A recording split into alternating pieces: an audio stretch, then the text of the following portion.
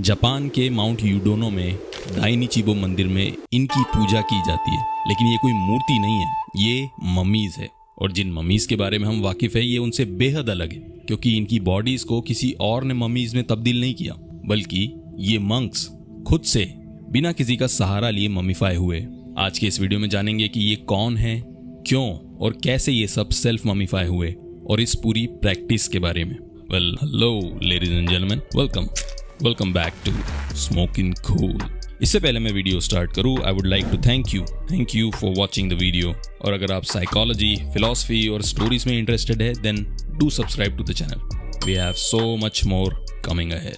Alright, I hope आप सब बुद्धा के बारे में जानते। जिन्हें नहीं पता उन्हें ब्रीफ में उनकी फिलॉसफी बता देता हूँ। सिद्धार्थ गौतम लुम्बिनी नेपाल में लगभग 6th सेंचुरी में पैदा हुए।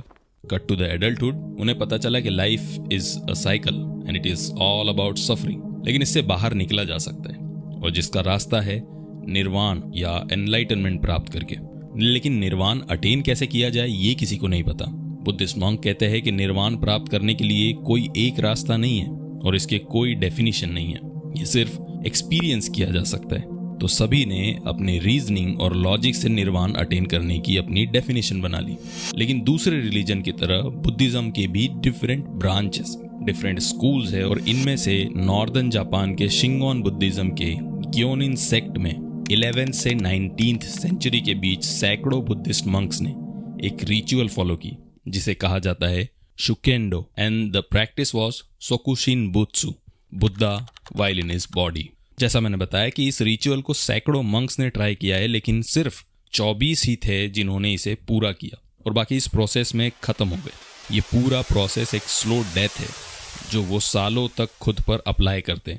1081 में सबसे पहली बार एक मंक ने इसे ट्राई किया और वो फेल हो गया। जापान के शिंगोन मंक्स जो निर्वाण प्राप्ति के लिए इस रिचुअल को फॉलो करते थे, वो अपनी बॉडी से फैट्स, मसल और मॉइस्चर को धीरे धीरे कम करते थे, जिससे उनकी बॉडी डेथ के बाद डिकम्पोज ना हो।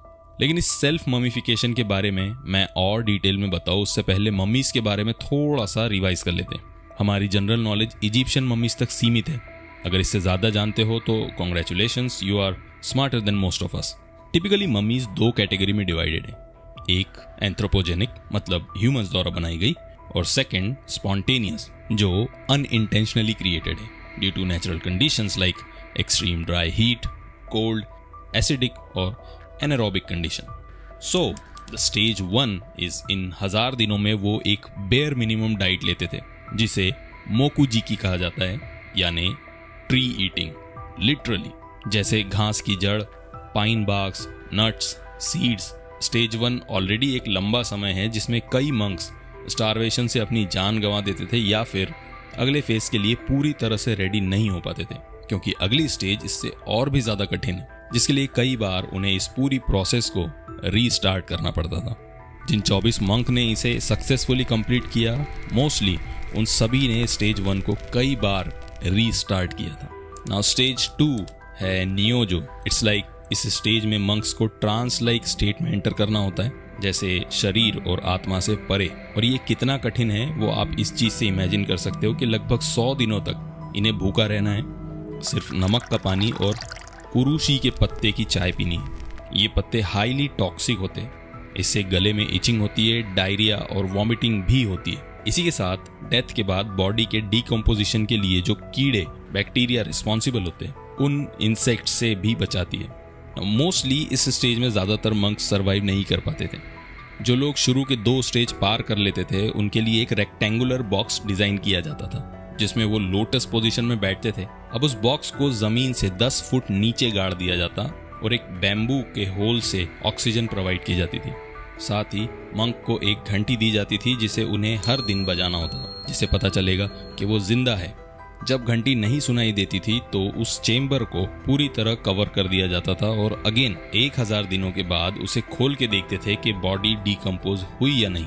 If the body is decompose, then body को दफना दिया जाता था, और ममीफाई हो गई तो उसका स्थान मंदिरों में हो जाता है। 1879 में वहाँ के राजा मेजी ने इस प्रैक्टिस को बैन कर दिया, और ये प्रैक्टिस आज भी इलीगल है।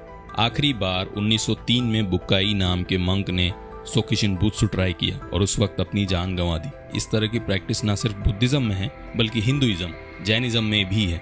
जैनिज्म की रिलीजियस प्रैक्टिस इस सल्लेखना कुछ इसी तरह की है जिसमें खाना और पानी त्याग दिया जाता है। इसी तरह हिंदुइज्म में प्रयोपवेसा इज अ प्रैक्टिस जहां कोई पर्सन फास्टिंग से अपनी डेथ चूज करता है। और भी रिलीजन्स में कुछ इस प्रकार की प्रैक्टिसेस, रिचुअल फॉलो किए जाते होंगे, जिसमें से अगर आपको कुछ पता है तो कमेंट में बताएं। And if you like the video, do like it, subscribe for more, and thank you once again.